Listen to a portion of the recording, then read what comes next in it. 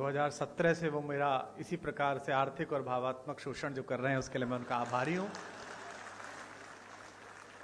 एक आध बार तो मैंने प्रयास किया कि मैं यहाँ से बच जाऊं महाराज जी, मुझे लगा कहीं जहां दूसरी जगह ठीक ठाक सामान हो वहां जाऊं, तो उसमें फिर जब इनकी नहीं चलती तो ये महाराज जी का नाम ले देते कि महाराज जी आएंगे देख लीजिए आप।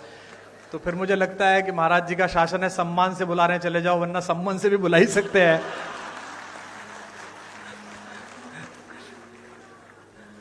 हमारे मुख्यमंत्री जी पे इतनी चर्चा होती है, मैं पूरे भारत में जाता हूं, इतनी चर्चा होती है, लोग कहते हैं कि वे तो संत हैं, वे तो पीठाधीश्वर हैं और शासन, और हमारे यहाँ जो घटनाएं होती रहती हैं, अपराध मुक्त जो प्रदेश हुआ, तो मैंने लोगों से कहा कि देखो संतों का काम ही होता है, दो प्रकार के संत हैं। एक संत वो हैं जिनसे सज्जन व्यक्ति मिलता है और मिलते ही मोक्ष को प्राप्त करता है। एक हमारे महाराज जी हैं, दुष्ट व्यक्ति दिखता है, मिलता है और फिर मोक्ष को प्राप्त करता है। दोनों प्रकार से साधन संपन्न है।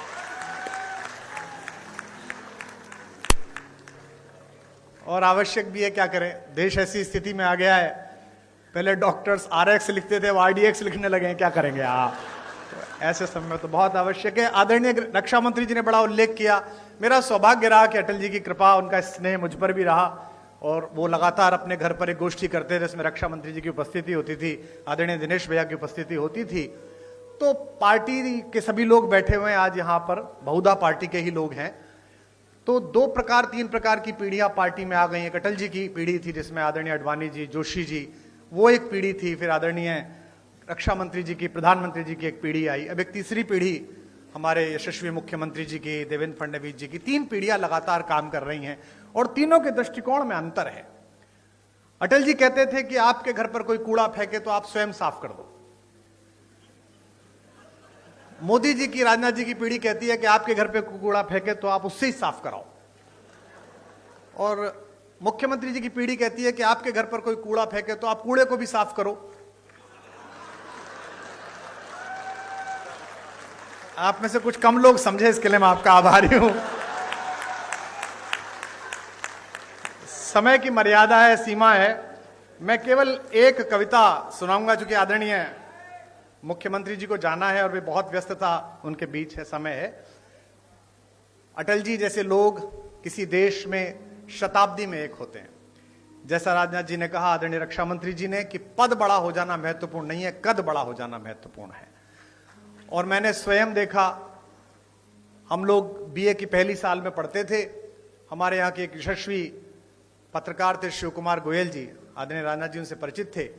अटल जी उनके साथ वंदे मातरम में संपादक थे, वे सह संपादक रहे थे। हमने एक कवि सम्मेलन कराया, एक कार्यक्रम कराया, सृजन महोत्सव, और हमने उनसे कहा कि अटल जी को बुलवा दीजिए। अटल जी उस समय विपक्ष में थे, उस बार चुनाव नहीं जीत पाए थे, तो हमने बुलाने के लिए गए और वो आ गए। और हम उस कार्यक्रम को संपन्न करने के लिए कहीं से धन जुटा रहे थे। तो नगर के एक उद्योगपति जो साड़ी का काम करते थे, उस जमाने में हम उनसे 501 रुपया लेके आए। तो जो 501 जिसने दिया था उसने कहा कि मैं भाषण दूंगा। ये बड़ा संकट का काम था, लेकिन अब वो 501 दे रहा था तो भाषण दिलाना था। तो वो अटल जी का प्रशंसक था, वो खड़ा हुआ और उसने कहा, मैंने कहा तुम ज्यादा मत बोलना अंकल जी, थोड़ी देर बोलना। बोले बस मैं 2 लाइन पढ़ूंगा। और उसने खड़े होकर कहा कि आज अटल जी आए हैं, बस मैं ये 2 पंक्ति पढ़ना चाहता हूं कि शहीदों की चिताओं पर लगेंगे हर बरस मेले। वो अटल जी के लिए कह रहा। अटल जी बहुत ठहाका मार के हंसे, लेकिन उस आदमी के संकोच को, जो पूरा मंच से घूर रहा था, उसने ठहाके से दूर किया।